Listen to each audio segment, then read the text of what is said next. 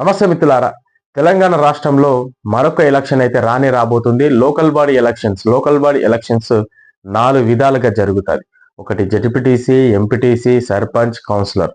మరి ఈ విధంగా జరిగే ఈ ఎలక్షన్లలో మరి పెద్ద మార్పు తీసుకురావాలంటే కేవలం యువత అందరూ కూడా రాజకీయంగా రానివ్వాలి.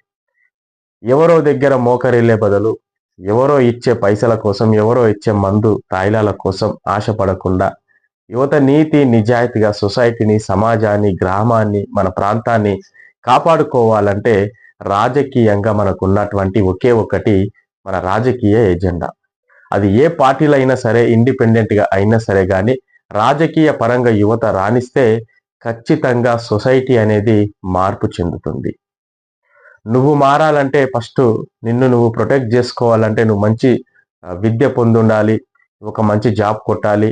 అంతే తప్ప దానికి మాత్రం నీ పర్సనల్ జీవితానికే అది పనిసత్ తప్ప ఈ సొసైటీని మారవాలంటే, ఈ సొసైటీలో నువ్వు ఇంకా సేవ చేయాలంటే రాజకీయంగా ఒక మంచి అవకాశం అయితే ఉంది. కాబట్టి మరి మన భారతదేశంలోని ప్రతి ఒక్కరికి ప్రతి రంగంలో అంటే రాజకీయ పరంగా ఒక ఎమ్మెల్యే కానీ, ఎంపీ కానీ, సర్పంచ్ కానీ, వార్డు మెంబర్ కానీ, మరియు జెడ్పీటీసీ కానీ, ఎంపీటీసీ కానీ, కౌన్సిలర్ కానీ ఎవరైనా పోటీ చేయడానికి అవకాశం కల్పించింది భారత రాజ్యాంగం.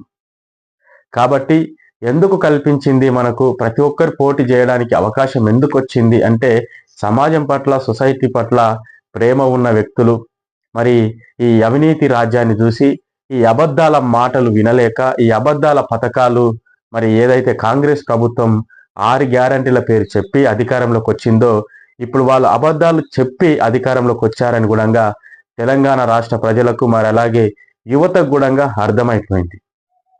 ఇక్కడ యువత కూడా ఈ అబద్ధాల మాటలను మరి ఈ అవినీతి సొసైటీని చేంజ్ చేయడానికి, ఈ అవినీతి పాలనను తరిమి కొట్టడానికి యువత ఖచ్చితంగా రాజకీయంలోకి రావాలి. రాజకీయంలోకి రావాలంటే మీకున్నటువంటి మీ ప్రాంతాల్లోని మీకు చేతనైంది ఏదైతే వార్డు మెంబర్ కానీ, సర్పంచ్ కానీ, జెడ్పీటీసీ కానీ, ఎంపీటీసీ కానీ ఈ రకంగా మీరు పోటీలో ఉండాలి. గెలుపులు ఓటములు సహజం, కానీ రాబోయే తరాలకు ఒక దీక్షితిగా మన యువత మిగలాలి. ఎందుకంటే మనము కూడా పోటీ చేస్తున్నాం, మనం కూడా రాజకీయంలోకి రాణిస్తున్నాం. అప్పుడు ఆ అన్న పోటీ చేసిండు, మరి ఆయన దారిలోనే మనం నడవాలని ఎవరొక్కరు మారిన కూడా సొసైటీ ఏదో ఒక రోజు మారుతుంది. డబ్బున్న వ్యక్తులకి అధికారం కాదు, అహంకారం ఉన్న వ్యక్తులకి అధికారం కాదు. జేబులో చిల్లి గవ్వ లేకున్నా కూడా రాజకీయాలు చెయ్యొచ్చు అని యువత నిరూపించాలి ఈ వచ్చే తెలంగాణ రాష్ట్రంలో లోకల్ బాడీ ఎలక్షన్లో. కాబట్టి ఖచ్చితంగా యువత మాత్రం ముందుకి కదలి రావాలి. ఈ లోకల్ బాడీ ఎలక్షన్లలో ఒక మార్పు తీసుకురావాలి. ఈ అవినీతి రాజ్యాన్ని, ఈ అబద్ధాల రాజకీయాలను తరిమి కొట్టాలని కూడా నా మనసు పూర్తిగా నేను కోరుకుంటున్నాను. ఇతరులారా, దయచేసి ప్రతి ఒక్కరు కూడా పోటీలో ఉండాలి.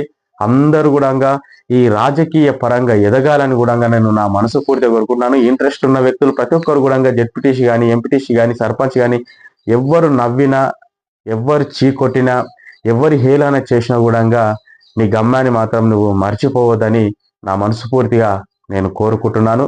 తెలంగాణ రాష్ట్రంలో ఎవరొక్కరైనా సరే, ఏ గ్రామం నుంచి అయినా సరే, ఏ మండలం నుంచి అయినా సరే, ఏ నియోజకవర్గం నుంచి అయినా సరే ఖచ్చితంగా మీరు రాజకీయాలు చేయాలంటే రాజకీయ పరంగా ఉన్నటువంటి పదవులలో మనం పోటీలో ఉండాలి. కాబట్టి మనము అధికారంలో ఉంటేనే మన వర్గాలు కానీ, మన యువత కానీ ఒక మార్పు వచ్చే అవకాశం ఉంటుంది. మనకున్నటువంటి ఒకే ఒక గొప్ప agenda the politics. Doctor Babasaheb Ambedkar అంటారు, పాలిటిక్స్ ఈజ్ మాస్టర్ కీ అని.